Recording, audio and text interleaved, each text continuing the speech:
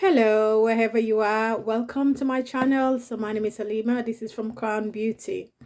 So, first of all, I just want to say a Merry Christmas and a Happy New Year to you, wherever you are. And I hope you've enjoyed the time with your loved ones, your friends, and families. So that's what matters most at the end of the day, isn't it? So, just to say, wherever you are, thank you for tuning into this channel. If you haven't subscribed, please subscribe, like, comment, and share. And I very much appreciate you to leave comments and discussions, because what we're going to be discussing today is a topic that's actually very relevant to us, to not just women, but women of color, black women, brown women, African Americans, which is actually a really interesting subject that's been going on in the news. And without much further ado, what I want to talk to you today is about the Harry and Meghan docu-series. So I'm just going to weigh in on the matter here. And this is my perspective as a black woman living in the UK. And, just I've seen a lot of stuff in the news. If you haven't seen anything in the news or heard about Harry and Meghan, then you must be living in some deep forest with no modern amenities, no Wi-Fi, no television, because that's all that's been going on in the news lately, and in the media, in social media, and also on the press, the newspapers. So anyway, so just a disclaimer, what I'm about to say is not a representation of any firm or institution. This is my own personal opinion, and of course it can be biased, but I recognize my own bias as well. So this is my opinion. So I'm not representing any firm or any institution. So that's just what I want to say to start with. Okay, so let me just tell you something really quick. So the first time I heard about Harry and about Meghan was when Prince Harry, at the time the Prince of Wales, released a press release from Kensington Palace.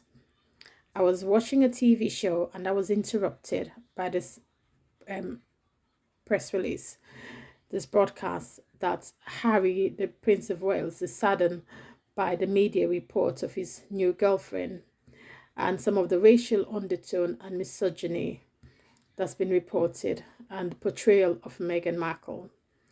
Basically, Harry was calling the media out on what was obvious racist reporting and sexism. Okay. So when I first saw that flash on the news, I was like, wow, a woman of color, does she know what she's going to get herself into in the UK media, being in a public forum, an institution like the Monarch? And I thought, oh my goodness, she's in for a long haul. So I wasn't sure whether they were going to get married or not. So, but what I was really happy about is the fact that Harry had come out and made that release and called the press out. It takes a lot of bravery to do that, and kudos to Harry for doing that. So that pricked my interest on who Meghan Markle is, and people start talking about it. She's an actress in Suits. I never watch TV shows really. I'm more of a YouTuber. So anyway, having said that, knowing who Meghan Markle is, and so we're just hoping that things turn out well. And so being in the UK, living in the UK as a black woman in the UK, you learn how to navigate the press, and this is how we do it. I don't read any mail online, the Sun, the Mirror. These papers are so biased in their reporting. It's like they want you to believe what they want you to believe. They have an agenda. They're in for the money. They want you to believe what they print and nothing else. It's very toxic and people feed on it. The first thing people do is open the newspaper or look at the mail online if they cannot access the newspaper at work. And as much as I don't read a newspaper, because I've learned from the onset, decades of living in the UK, that the media is reporting is biased, is toxic, is racist. It does start to footballers who are black footballers, the reporting of them against reporting of white footballers. You can just see how it plays on. So a lot of things that he reports, you can see the bias. It's written all over it. If you can't see, then sorry, I can't help you. It means if you cannot see bias, if you cannot see racism when it's printed in black and white, then sorry, I can't help you. So it was obvious. Okay. So I learned to navigate that by not watching or reading these things. So when that press release came out from Harry, so it was like, okay, good thing is gonna happen. And then they released the fact that they were engaged, ready to be married. And I was just thinking, oh, this is gonna be so good. It's gonna modernize the royal family. Um, there is this white institution who represents colonialism, slavery, deprivation of black and brown people in the Commonwealth, was taking raw materials or even artifacts from Africa and use that to, enrich the UK. So there's all that history to it. So it was really nice to see a brand person that actually a representation of someone like myself, coming to this family. Because she's 50% black, so she's got that thing of blackness. Let's not forget that. So that was really something I was excited about. Finally, this white institution that represents white supremacy is going to have somebody of color. So show the diversity, representation of what Britain looks like, but what Britain look like in color, the diversity, and what institutions are two different things. So even though the country looks diverse, but institutionally there is racism. Okay, and people don't want to admit to that fact, but there is, So we were all happy. We celebrated, as a matter of fact, on the wedding day with the true African style that we are in the UK.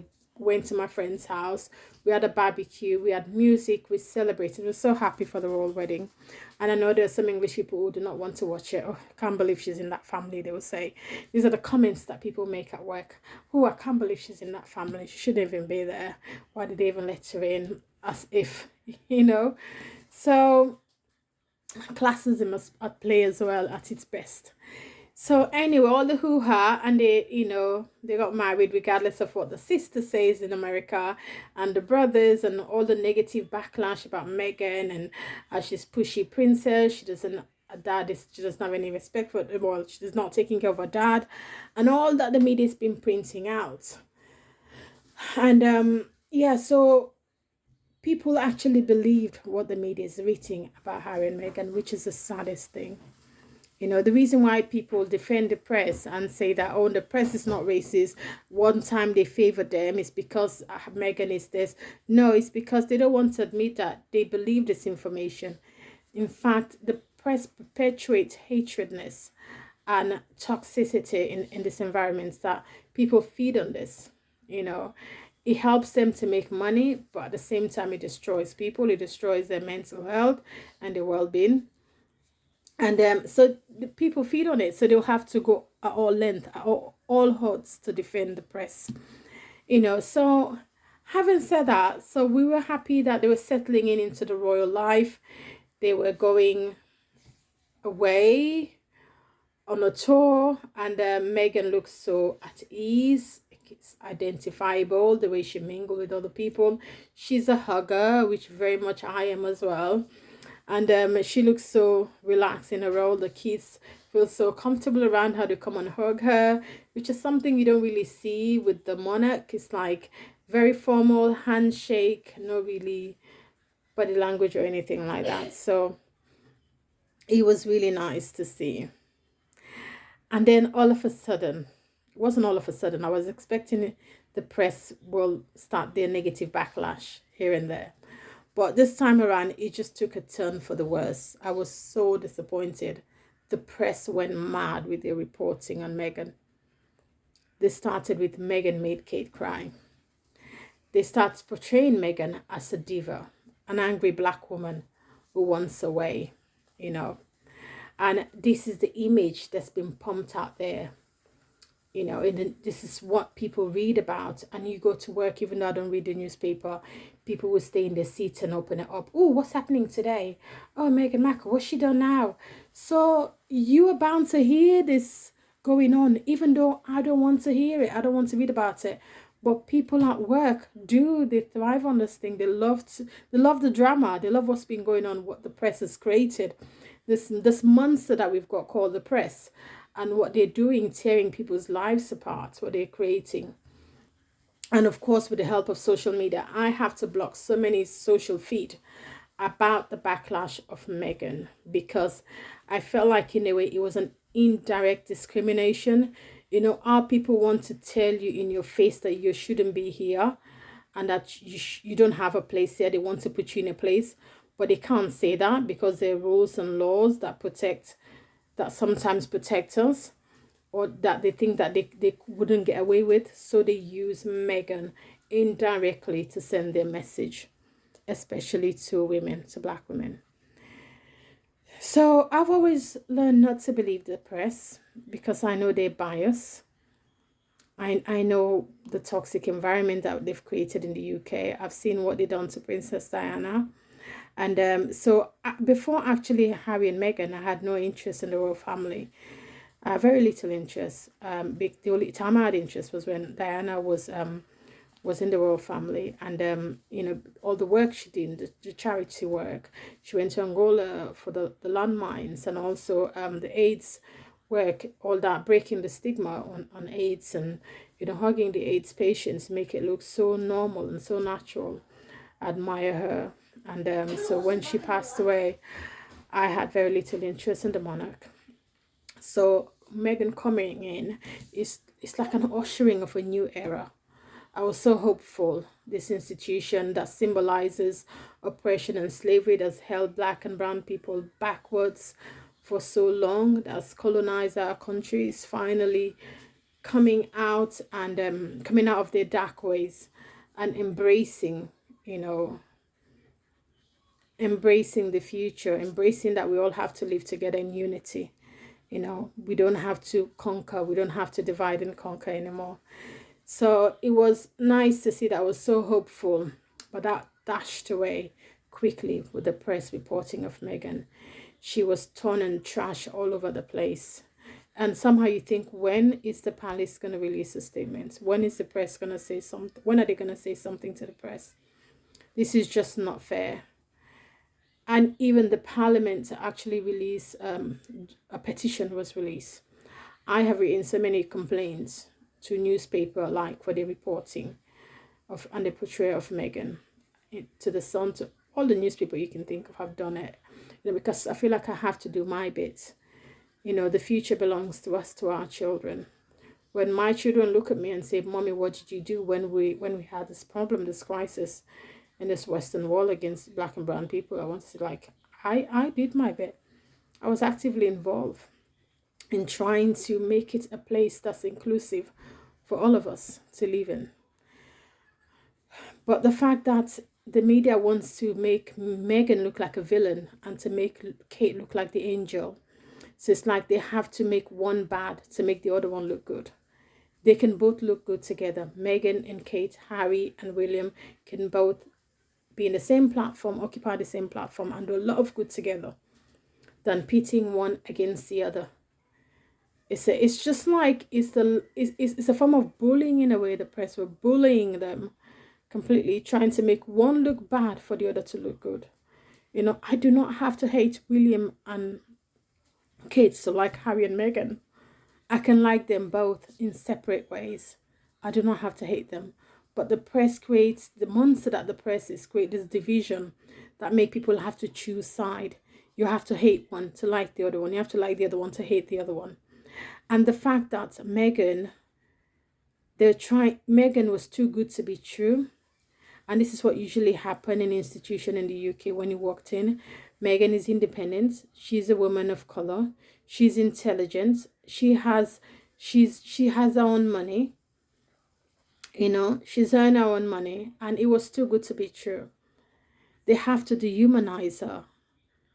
They have to make her look like she has an agenda. She's lying. She hasn't come here for, she says she's a schemer. She scheme her way to the top. They want to tear her down. And that's what bullying is all about. It's just to say that you do not, but they want to put her in a place. You do not belong here. long hair. So we're going to make you look like the monster that you are, you know, because we don't want you here. It's racism and bullying to the max. I know people don't want to accept it. They'll be like, oh, we're not racist in the UK. You know, come on. You know, if you can't see that, sorry, but I can't help you. It is what it is. And at least for me, why I actually decided to speak up is when my son at the time, who was 16, said to me, Mom, this woman is getting so much backlash for marrying Harry. Is it actually worth it? People hate her so much. You know, it's not like she was a poor woman. She had her own money, and people, why did they hate her so much? I know my son said to me, when I ask my white friends, they say to me, oh, it's because she's American. But I know that's not the case. It's because she's black. I said, exactly. That is what it is. Exactly there. She's got that thing of blackness.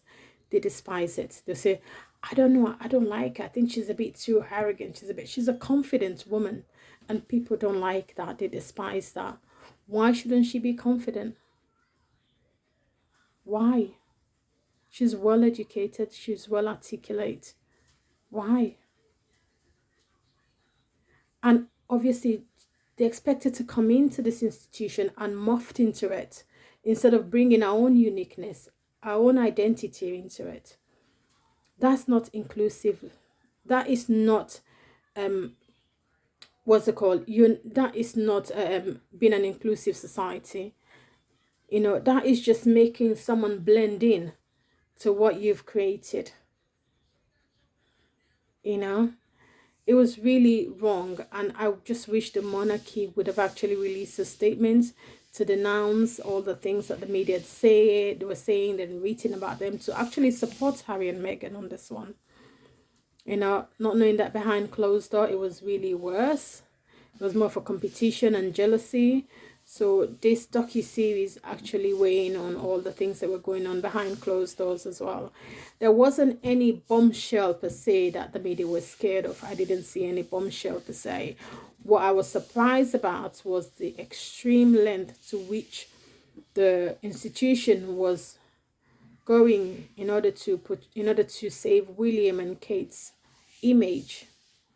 They were going to extreme length to do that, but they were not willing to do that for Harry and Meghan. It was really disappointing when you have two sons and you want one to look better in the public image than the other one.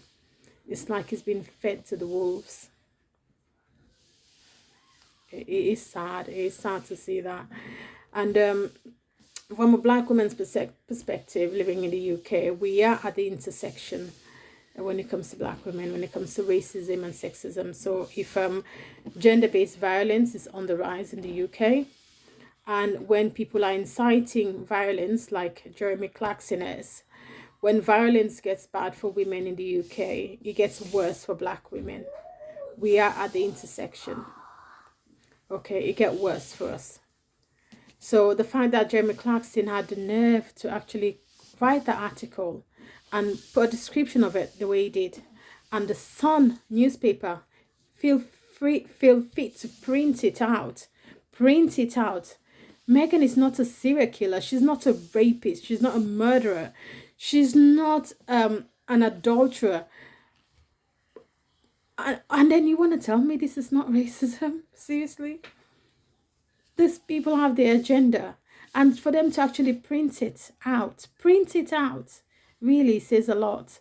It would be nice for the royal family to actually come out and denounce that and say something about that.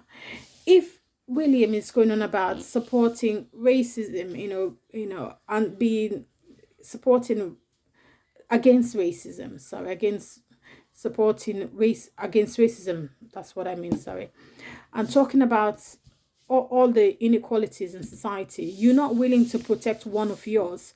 What makes me believe that your future king are there for my interests, for my children's interests? I don't believe any of it, because you couldn't even protect one black woman in that family. You could at least give them the support if they wanted to move somewhere else and said, okay, you can do your work here quietly. But no. So I don't expect any change. It's a sad sad thing to say, you know, because, our children, our forebearers, we want to be able to see change, see the institution be an exemplary of what the society is. They've lost a really good opportunity here, they've really lost a good opportunity here. So it's just a sad thing. And for people to say to Harry and Meghan, oh, they shouldn't be talking, they should go quietly. For people who want privacy, yeah, they want privacy, but they want to be able to have a say. The media spend years backlashing and negative reporting on Meghan. I want to hear what she wants to say. People might not want to hear it, but I wanted to hear what Harry and Meghan wanted to say. I'm tired of the media. I know who they are. I've lived with the media for decades. I know they lie, they distort the truth.